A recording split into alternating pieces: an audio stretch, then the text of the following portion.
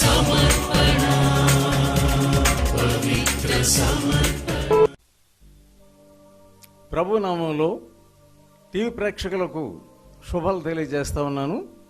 మరోసారి మిమ్మల్ని అందరిని కలుసుకోవడం ఎంతో సంతోషం. దేవుని సన్నిధిలో మనం కలుసుకుంటే జీవము గల దేవునితో మన సంబంధం కలిగి ఉన్నప్పుడు దేవునిలోని జీవం మనలో ప్రవహిస్తూ ఉంటుంది. ఈ దినాల్లో చాలామంది ఉద్యోగ కూటాలు, రక్షణ, సువార్త, స్వస్థత కూటాలు అని చెప్తా ఉన్నారు. కానీ ఉద్యోగం అంటే ఏంటో తెలియకుండా పెట్టేస్తూ ఉన్నారు. కానీ ఎప్పుడైనా ఉద్యోగమును అనుభవించారా, లేకుంటే ఉద్యోగం నిజంగా చూసారా? ఓ ప్రశ్న మనుషులను రావడమే లేదు. కూటాలకు రావడం అంటే ఏంటంటే జీవము గల దేవునిని మనం ఆయనను కలుసుకోవడం. ఒక పెద్ద డాక్టర్ని కలుసుకున్నప్పుడు ఎంత ఆతురతతో, భయంతో మనం వెళ్తాము. మనం దేవునిని కలుసుకోవడానికి వెళ్ళేటప్పుడు ఆతురతతో మనం వెళ్ళాలి. అది లేకుండా ఏదో ఒక విగ్రహం దగ్గరికి వెళ్ళినట్లుగా మనం వెళ్తే దేవుని యొక్క తాకుదల నీవు పొందలేవు. ఆత్మ తాకుదల కొరకు ప్రతి వారు కూడా దేవుని యొక్క సన్నిధిలోనికి రావడానికి మరి సిద్ధపడి వెళ్ళాలని కోరుతా ఉన్నాను. ఉద్యోగ కూటాలు మేము చేయడానికి సిద్ధంగా ఉన్నాం. ఉద్యోగ కూటాలు సిద్ధంగా ఉన్నామంటే ఏంటంటే ఏదో మామూలుగా అలవాటు ప్రకారంగా అంటే మనుషులు కూటాలకు రాకూడదు, అదే తిరగడానికి వెళ్ళినట్టుగా అలా కాదు. నీవు నిజంగా జీవము గల దేవుని దర్శించడానికి నువ్వు వెళ్తున్నావా? 42వ కీర్తన 1వ వచనం, దుప్పి నీటి మోగుల కొరకు ఆశపడుచున్నట్లు దేవా నీ కొరకు నా ప్రాణము ఆశపడుచున్నది. 42వ కీర్తన 2వ వచనం ఏముందంటే, నా ప్రాణము దేవుని కొరకు తృష్ణ కొని ఉన్నది. జీవము గల దేవుని కొరకు తృష్ణ కొని ఉన్నది. దేవుని సన్నిధిని నేను ఎప్పుడు వచ్చేదనా అని, ఆయన సన్నిధిని ఎప్పుడు కనబడదను. ఇది నీకున్నటువంటి ఆశ. ఎందుకంటే ఆయన నిన్ను దర్శించబోతున్నాడు. ఆయన జీవం గల దేవుడు. విగ్రహం దగ్గరికి వెళ్ళినప్పుడు ఏ విధమైన సిద్ధపాటు అవసరం లేదు. లారీలో ప్రయాణం చేస్తే ఓ గుడి దగ్గర లారీ ఆపి లోపలికి వెళ్ళి కొబ్బరికాయ కొట్టి ఆ కొబ్బరికాయ తీసుకుని వచ్చి ఆ లారీలో కూర్చున్న వాళ్ళందరికీ పంచిపెడతారు. మన జీవము గల దేవుని దగ్గరికి వెళ్తున్నప్పుడు, గ్రేట్ పవర్ఫుల్ గాడ్, ఈ గొప్ప దేవుని దగ్గరకు వస్తున్నప్పుడు ఎంత భయముతో, శక్తి గల దేవుని దగ్గరకు వస్తున్నప్పుడు మనం ఎంత వణుకుతో మనం వెళ్ళాలి. అదొకటి. ఇది ప్రేమను గురించినటువంటి కలయిక. ఏంటంటే తృష్ణతో ఎవరన్నా ప్రేమించమంటే ఆ ప్రేమించేటటువంటి వ్యక్తి దగ్గరకు ఎంతో ఆశతో మనం వెళ్తాం. మనం ఎప్పుడు వెళ్దామా అని వెళ్తాం. కానీ చాలామంది ఒక రోజు అయిపోయిన తర్వాత వస్తారు. అంటే ఏంటన్నమాట, నీకు దేవుని సన్నిధిలో దేవునిని కలుసుకోవాలి అనేటటువంటి తృష్ణ లేకుండా నువ్వు వస్తున్నావు అన్నమాట. ఈ దినాల్లో మేము కూటాల కొరకు సిద్ధపడుతున్నాం. ఈ లోపల ఒక సహోదరి నాకు ఏమని ఫోన్ చేసిందంటే, నా దగ్గర ఉన్నటువంటి టీం మెంబర్స్ అందరినీ కూడా ఎలాగ వెళ్ళాలి అనేది నేను సిద్ధపరుస్తున్నాను.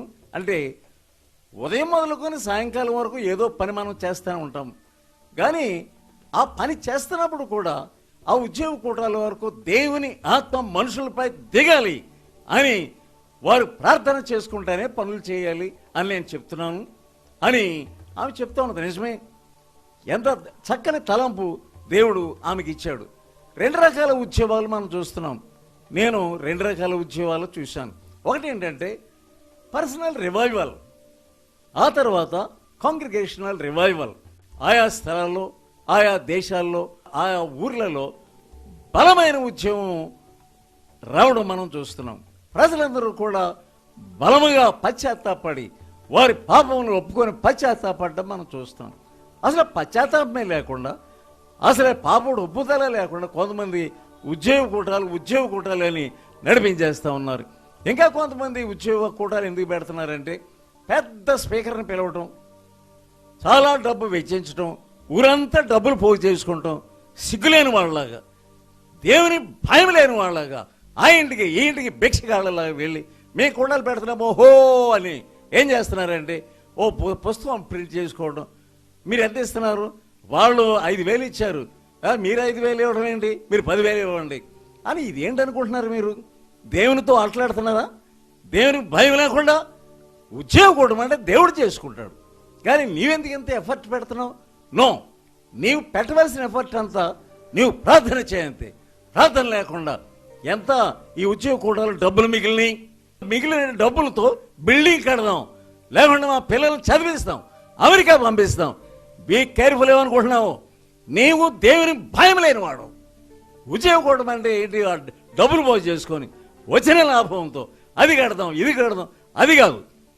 జీవం గల దేవుడు ఆత్మ ద్వారా మనుషులపై దిగడమే. ఈ గొప్ప శక్తి పరలోకం నుండి దిగినప్పుడు నువ్వు ఎంత భయంతో చేయాలి. దీని అంతటి విషయంలో నీవు ఒక రోజున లెక్క అప్పచెప్పాలి అంతే. దేవుని సన్నిధిలోకి ఎలా రావాలంటే తృష్ణ కొని, ఆకలి కొని, ప్రేమతో దేవుని దగ్గరికి రావాలంతే. ఈ జీవం గల దేవుడు సృష్టికర్త అయినటువంటి దేవుడు, అగ్ని నేత్రాలు కలిగినటువంటి దేవుడు. ఆ దగ్గరికి వెళ్తున్నప్పుడు బాబోయ్ మనం కాల్తామేమో అనేటటువంటి భయం లేకుండా నువ్వు ఉంటున్నావు. నీవు కాంగ్రిగేషనల్ రివైవల్ అందరూ సమూహంగా ఉద్యమం పడటం చూసుంటావేమో, కానీ do you have personal revival? నీవు ఒకవేళ బోధకుడు అయినా, నీవు సంఘ పెద్దవైనా, నీవు నాయకుడు అయినా సరే, you must have personal revival. నీకు వ్యక్తిగతమైనటువంటి ఉద్యమం కావాలి. ఒకరోజు నేను 1990 సంవత్సరంలో ఆదివారం వాక్యం చెప్పడానికి వేదిక మీదకి ఎక్కబోతున్నాను. నన్ను ఆవరించాడు, నాకేం జరుగుతుందో తెలియదు, కిరణరించాడంతే దేవుడు. అక్కడ నుండి నేను ఎత్తే ఒక స్థలానికి వెళ్ళాను. అదేంటంటే కొల్లేటికోట ప్రాంతం. అప్పుడు జాతర జరుగుతూ ఉంది, లక్షల మంది వెళ్తున్నారు. సరే నేను దాంట్లో పడి వెళ్ళిపోయాను. దేవుడు ఏమన్నాడంటే ఇక్కడ ఎత్తైన స్థలం చూపించాడు, అక్కడ వెళ్ళి కూర్చో అంతే. ఎప్పుడైతే నేను అక్కడ కూర్చున్నానో దేవుని ఆత్మ నన్ను ఆవరించిందని. ఉదయం మొదలుకొని 4 గంటల వరకు కూడా నేను ఆ ఎత్తైన స్థలంలోనే కూర్చోవాలి.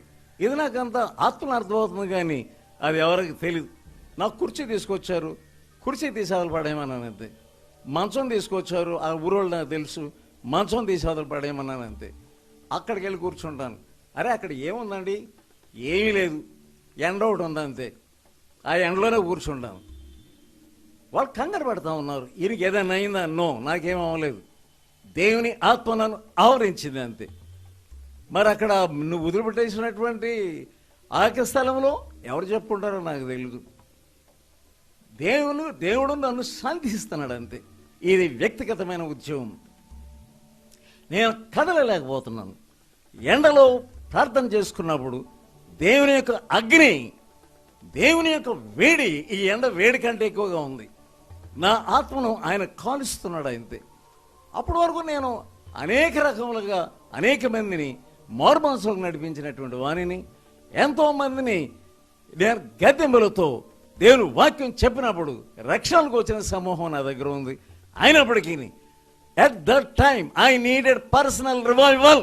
నాకు కావాలి అంతే. నాకు అప్పుడు అర్థమవుతుంది. నన్ను ప్రశ్న వేస్తున్నాడు దేవుడు. ప్రతి ఒక్కొక్కరితోటి నీవెలా సంప్రదిస్తున్నావు, నీవు ఎంతసేపు ప్రార్థన చేశావు అని చాలా గరణంగా అడుగుతున్నావు. నువ్వు సరే నువ్వెంత ప్రార్థన చేస్తున్నావు అని అడుగుతున్నాడు దేవుడు. అదే నాలో కన్నీరు స్టార్ట్ అయింది. నిజమే, నీవు 2 గంటలు ప్రార్థన చేయనివాడు, you are not a believer. నీవు విశ్వాసం ఎలాగా అవుతావు అని ఇలా గద్దిస్తున్నాను. నువ్వు ఎంతసేపు బైబిల్ చదువుతున్నావు అయ్యాను? ఇంతేనా? 1-2 అధ్యాయాలు చదువుతున్నావా? నీవు 5 అధ్యాయాలను నువ్వు చదవడం నేర్చుకో. ఇలాగా నేను అనేక మందిని హెచ్చరించాను. ఇప్పుడు నా ఎదురుగుండా ఆయన కూర్చున్నాడు. ఆయన నన్ను ప్రశ్నిస్తున్నాడు. ఏమని ప్రశ్నిస్తున్నాడు? సరే చాలామందికి బాగా బడాయి కౌరులు చెప్తున్నావు, నువ్వెంత ప్రార్థన చేసావు, నువ్వెంత బైబిల్ చదువుతున్నావు, సరే ప్రశ్నకు సమాధానం చెప్పంటున్నాడు. నీవు ఎన్ని అధ్యాయాలు చదువుతున్నావు, నీవు ఎంత ప్రార్థన చేస్తున్నావు అంతే. అక్కడ నుంచి నాకు స్టార్ట్ అయిందనమాట. అందరినీ పశ్చాత్తాపంలో నడిపిస్తున్నావు, నీ సంగతి ఏంటి? దేవుని చందా ఉంది, ఆ చందాని నేను చాలా జాగ్రత్తగా వాడతాను. కానీ ఈ సేవ అభివృద్ధి పొందే కొద్దికి నా ఇష్టం వచ్చినట్లుగా, అంటే ఇది పర్లేదు, ఇది దేవుని సేవ కొరకే కదా, కొనేద్దాం బాబు, ఇట్రా అది కొనుక్కొనిరా, ఇళ్ళకి చెప్తున్నానే కానీ నేను బహు జాగ్రత్తతో దాన్ని వాడట్లేదు. ఎందుకంటే నా టేబుల్ మీద ఆఫీస్కి సంబంధించినటువంటి అనేకమైన వస్తువులు వచ్చేసినాయి. అవి లేకుండా కూడా నేను రాసుకోగలను. ఒక పేపర్ రోల్ లాంటి ఒక చక్క చాలా అందంగా కనపడేది టేబుల్ మీదకి వచ్చేసింది. కానీ ఆయన అడిగే ప్రతి ప్రశ్న ఎలా ఉందంటే, ప్రతి పైసా విషయంలోనూ ఎలా ఉంటున్నావు? నేను కదలలేకపోతున్నాను. 3 అయిపోయింది, 4 అయిపోయింది, 2వ రోజు మరలా అంతే. 21 days, 21 రోజు, అది జాతర సమయం. ఆ సమయంలో పర్సనల్గా దేవుడు నన్ను సంధించిన తర్వాత స్తుతి అంటే ఏంటో నేర్పించాడు. స్తుతి సింహాసనం ఎలాగా తయారవుతుందో నేర్పించాడు. ఆ టైంలో స్తుతించమని చెప్పినాడు. స్తుతించే కొలది ఒక సింహాసనం ఏర్పడింది. అప్పుడు మనసులో అర్థమవుతుంది, ఇది స్తుతి సింహాసనము. అప్పుడు నేను స్తుతించడం ప్రారంభించాను. అప్పుడు నా ప్రార్థన మారిపోయింది. ఏమని ప్రార్థన చేస్తున్నానంటే, నా ప్రార్థన ఎలా ఉందంటే, ప్రభువా, ఈ అన్యుల మధ్య నీ మహా గొప్ప నామమును మహింపరచుకో. అంతే. నా ప్రార్థన ఎలా మారిపోయిందో, ప్రభువా నీ యొక్క నామం ఘనపరచబడాలి అని ప్రార్థన చేస్తాను. నిజమే, అది నాకు లోతుగా నాటుకుపోయింది. అంతే. ఆ జాతర సమయంలో విగ్రహాన్ని ఊరేగించేటటువంటి సమయంలో ఆ విగ్రహం కింద పడాలంతే, యేసు ప్రభు నిజరక్షకుడు అని తెలుసుకోవాలంతే. నేను చెప్పిన టైంకి మొత్తం ఆకాశం అంతా నల్లగైపోయిందండి. మధ్యాహ్నం వేళ నల్లగైపోవడమే కాకుండా ఎర్ర సముద్రమును చీల్చినటువంటి ఆ తూర్పు గాలి వచ్చి కొట్టగా విగ్రహం కింద పడిందండి. ఇక ఉదయమే అక్కడ ఉన్న వాళ్ళు చాలామంది వచ్చారు. ఆ ఊరు వాళ్ళు ఏమన్నారంటే, మీరు పూజిస్తున్నటువంటి దేవుడు నిజమైన దేవుడు. వాళ్ళు లంచ్లో నా దగ్గర రావడం, వాళ్ళు నన్ను పరామర్శించడం.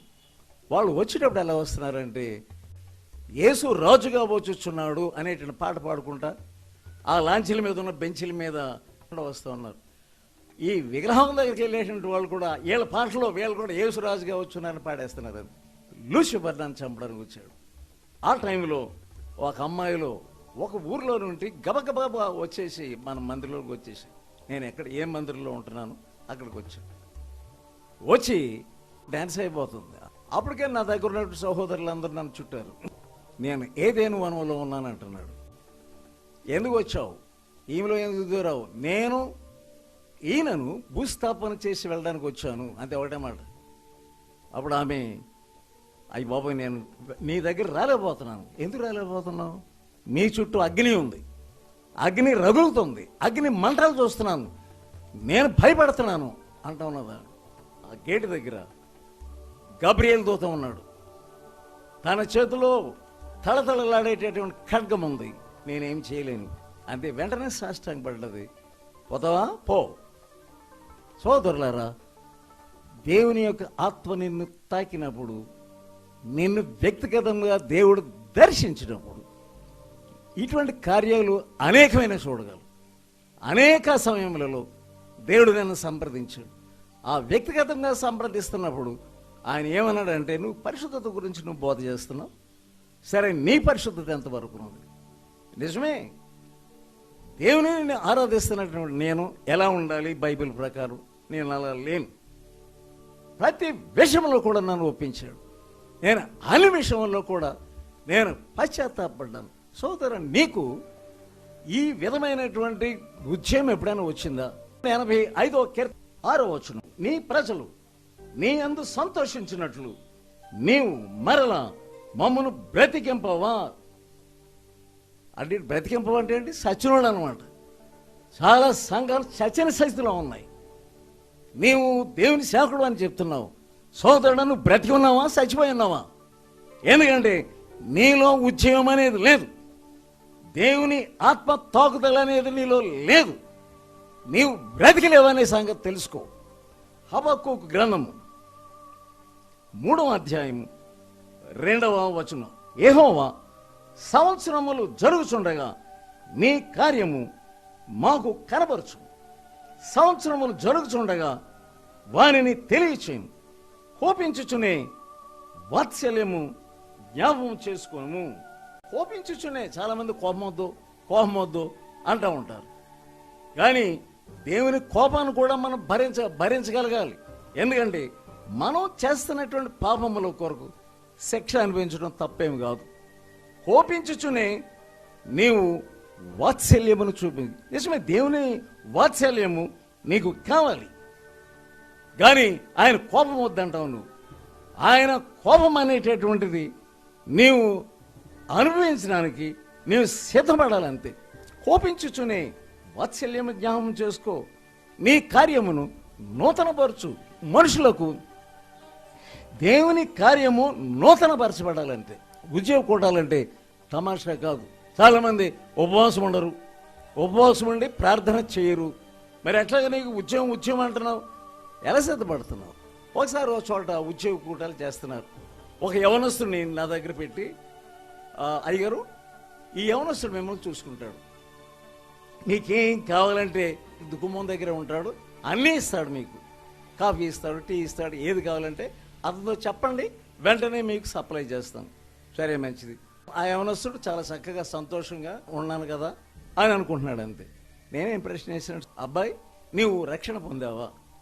అబ్బో ఎప్పుడో నేను బాప్తీసం తీసేసుకున్నాను సార్. బాప్తీసం తీసేసుకున్నావు, పాపాలు ఒప్పుకున్నావా? అబ్బే నాకు నేను పాపాలను జోలికే చెప్పుకోవాలంటున్నాడు.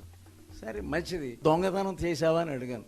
అబ్బే దొంగతనం అంటే అసలు నాకు ఇష్టమే లేదంటున్నాడు. లోపల ప్రార్థన చేసుకుని అడిగాను, హాస్టల్లో ఉన్నావని అడిగాను. ఉన్నాను. సరే, ఆ హాస్టల్లో మీకు ప్లేట్ ఇస్తారు కదా, అలాగే గ్లాస్ ఇస్తారు కదా? ఇస్తారు సార్. సరే, నీవు ఇంటికి వచ్చేసేటప్పుడు ఆ ప్లేటు గ్లాసు ఇంటికి తీసుకొచ్చేసావా అని అడిగాను నేను. నేను ఇప్పుడు తింటున్న ప్లేట్ అదే అంటున్నాడు, నేను తాగుతున్నటువంటి గ్లాసు కూడా అదే అంటున్నాడు. అరే ప్లేటు గ్లాసు ఎవరిది? నీదా? అది గవర్నమెంట్ది. దాన్ని ఎలా తీసుకొచ్చేసావు నువ్వు దొంగవు కదా? అప్పుడు బుర్రగొక్కుంటా ఉన్నాడు. నీవు దొంగతనం చేసావు, నేను ఎప్పుడు చేయలేదన్నా. సరే, ఎప్పుడైనా పొలం పనులకి వెళ్ళావా? పొలం పనులకి వెళ్ళాను. ఆ పొలం పనులకి వెళ్తున్నప్పుడు అసలు నేను ఎప్పుడు దొంగతనమే చేయలేదంటున్నావు. నీవు హాస్టల్లోంచి ప్లేట్ దొంగతనం చేసుకొచ్చేసావు. ఆ తర్వాత పొలంలోకి వెళ్ళి నువ్వేం చేసావు? ఆ దొండకాయలు కోసుకొచ్చేసావు. నేనేప్పుడు కూడా దొంగతనమే నాకు ఇష్టం లేదంటున్నావు. ఏంటది? నీవు దొంగవు. నువ్వు నా దగ్గరికి ఏమో నువ్వు హెల్ప్ చేయడానికి వచ్చావా? వెళ్ళి పశ్చాత్తాపడద్ది. ఆ రోజు పశ్చాత్తాపానికి స్టార్ట్ అయింది. సోదరులా చాలామంది నన్ను పిలవడానికి బాధపడతారు. ఎందుకంటే ఎక్కడ వీళ్ళందరూ నా చుట్టూ ఉన్నటువంటి వాళ్ళు ఏ భావాలు ఒప్పుకుంటారు అనేటువంటి భయం. ఒక బైబిల్ కాలేజీకి వెళ్ళిన వాక్యం చెప్తున్నప్పుడు ఆ బైబిల్ కాలేజీ అందరూ ఒకటే పశ్చాత్తాపడుతున్నారు. అందరు, ప్రభువా ప్రతిరోజు ఈ గేటు దాటి మేము సినిమాకి వెళ్ళిపోతున్నాం. ఎంత ఘోరమైన స్థితిలో బైబిల్ కాలేజెస్ ఉన్నాయి. నీ బైబిల్ కాలేజ్ మూసివేయడం మంచిది. ఎందుకంటే ఇటువంటి వాళ్ళని నువ్వు సృష్టించే కంటే నువ్వు బైబిల్ కాలేజ్ మూసుకొని పశ్చాత్తాపడడం మంచిది. ఎంతమంది బైబిల్ లేకుండా ఉంటా ఉన్నారు. యెషయా గ్రంథం 64వ అధ్యాయం 1వ వచనం, గగనము చీల్చుకొని దిగి రమ్ము. ఎలా ప్రార్థన మొదలుపెట్టు? గగనము చీల్చుకొని దిగి రమ్ము. దేవా నీవు నన్ను దర్శించాలి.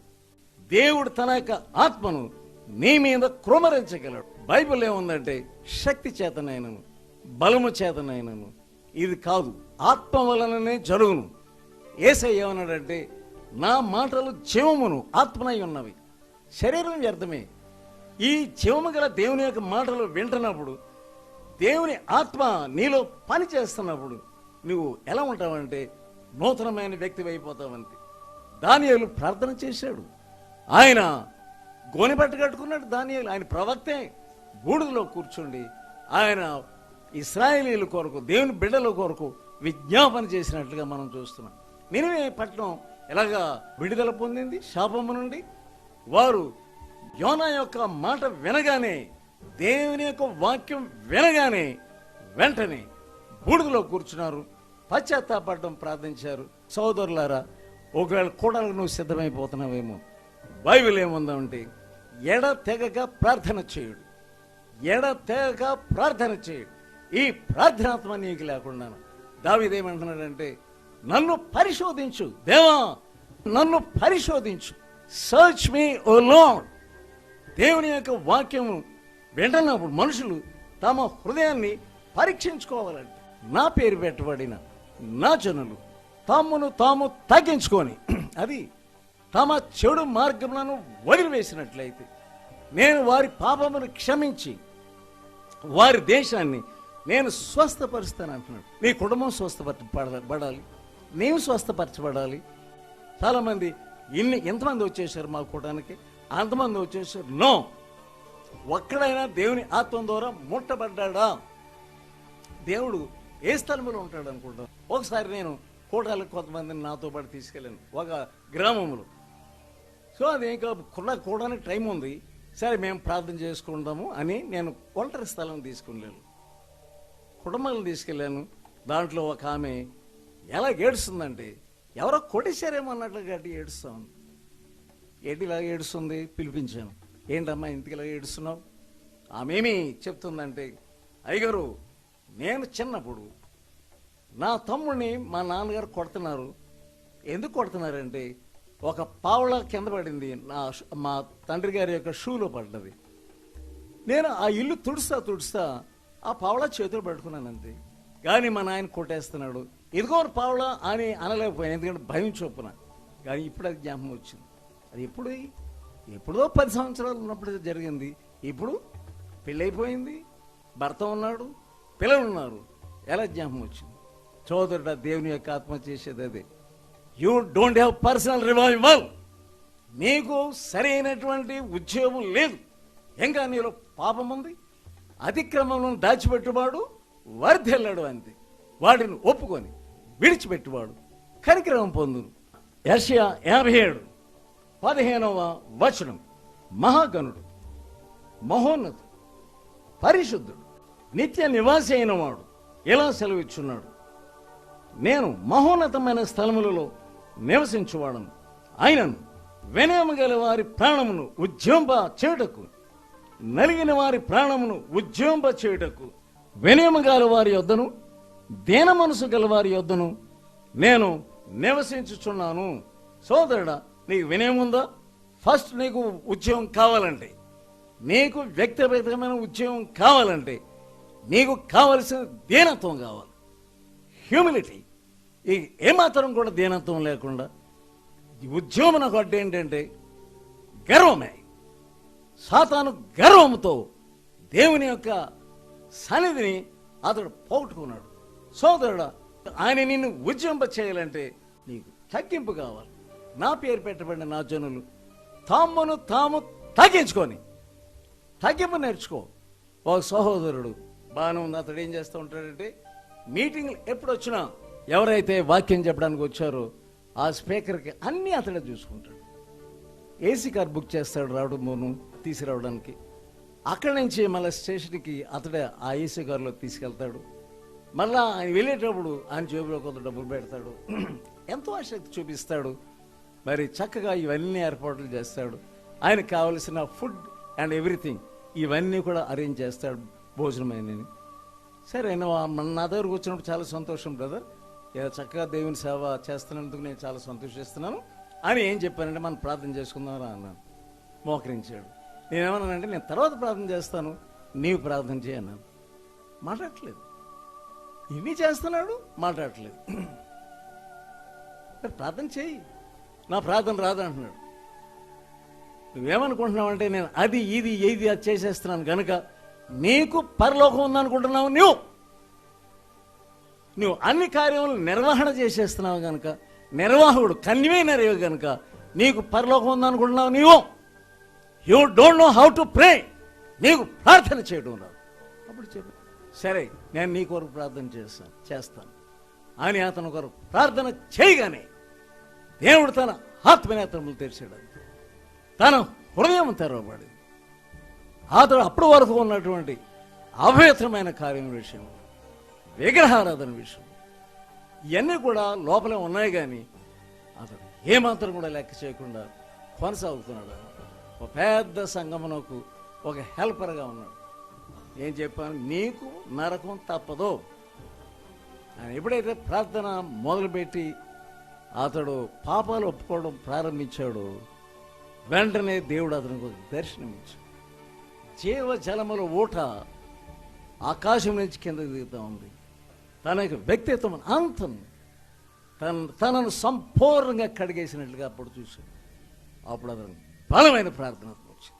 చౌదరుడా, నీవు పాపాలు ఒప్పుకోకుండా కూడాలు సిద్ధపడుతున్నా కాపాడుతున్నావేమో, లేకుండా పాపములు ఒప్పుకోకుండా కూడాలు చేసేస్తున్నావేమో. ఈ సమయం దేవుడు నీకు మంచి తరుణం ఇచ్చాడు. నీ పాపాలు ఒప్పుకో, అతిక్రమములను దాచిపెట్టువాడు వరితెల్లాడు. వాడిని ఒప్పుకొని వదిలిపెడితే దేవుని కనికరం నువ్వు పొందుతావు. ఈ సమయంలో దేవుడిని దర్శించాలనుకుంటున్నాడు. తగ్గించుకొని పశ్చాత్తాపడి సరైన రీతిగా వ్యక్తిగతమైన ఉద్యమం సంపాదించుకో. ప్రార్థన చేసుకుందాం.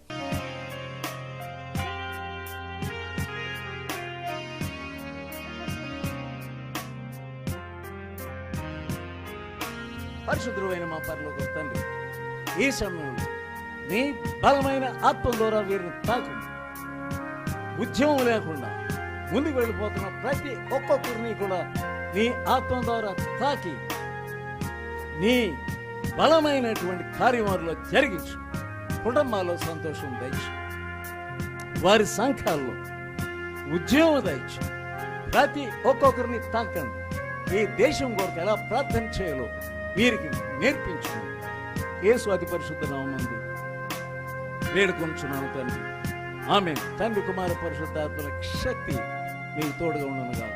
ఆమేన్. ఓపికతో ఫలించు అనే పుస్తకాన్ని చదివి అనేకులు మేలు పొందుచున్నారు. ఇది ప్రతి ఒక్కరూ తప్పక చదవవలసిన పుస్తకం. ఈ పుస్తకాన్ని చదువుతున్నప్పుడే పరిశుద్ధాత్మ శక్తి బలంగా మీపై పనిచేస్తుంది. ఈ ఆధ్యాత్మిక పుస్తకము కొరకై వెంటనే మమ్మలను సంప్రదించండి. సమర్పణ పత్రిక. ఈ పత్రిక మిమ్మల్ని సూక్ష్మంగా పరిశీలించి దైవ వాక్యాన్ని అందించి మీ జీవితాల్లో విశ్వాసము యొక్క అవసరతను తెలియచేస్తుంది. ఈ పత్రిక చదివిన కొందరు రక్షణ పొందడమే కాక దైవ సేవలో కూడా పాల్పొందుతున్నారు. మరెన్నో ఆధ్యాత్మిక పుస్తకములు మీ కొరకు సిద్ధముగా ఉన్నవి. ఓపికతో ఫలించు అనే పుస్తకాన్ని చదివి అనేకులు మేలు పొందుచున్నారు. ఇది ప్రతి ఒక్కరూ తప్పక చదవవలసిన పుస్తకం. ఈ పుస్తకాన్ని చదువుతున్నప్పుడే పరిశుద్ధాత్మ శక్తి బలంగా మీపై పనిచేస్తుంది. ఈ ఆధ్యాత్మిక పుస్తకము కొరకై వెంటనే మమ్మలను సంప్రదించండి. సమర్పణ పత్రిక. ఈ పత్రిక మిమ్మల్ని సూక్ష్మంగా పరిశీలించి దైవ వాక్యాన్ని అందించి మీ జీవితాలలో విశ్వాసము యొక్క అవసరతను తెలియచేస్తుంది. ఈ పత్రిక చదివిన కొందరు రక్షణ పొందడమే కాక దైవ సేవలో కూడా పాల్పొందుతున్నారు. మరెన్నో ఆధ్యాత్మిక పుస్తకములు మీ కొరకు సిద్ధముగా ఉన్నవి. మా చిరునామా reverend B Mukherjee 36-8-3A Woodpet near RCM church, Mogalrajpuram, Vijayawada 10. మా ఫోన్ నంబర్స్ 9553041655, 9390108373, 086624899991.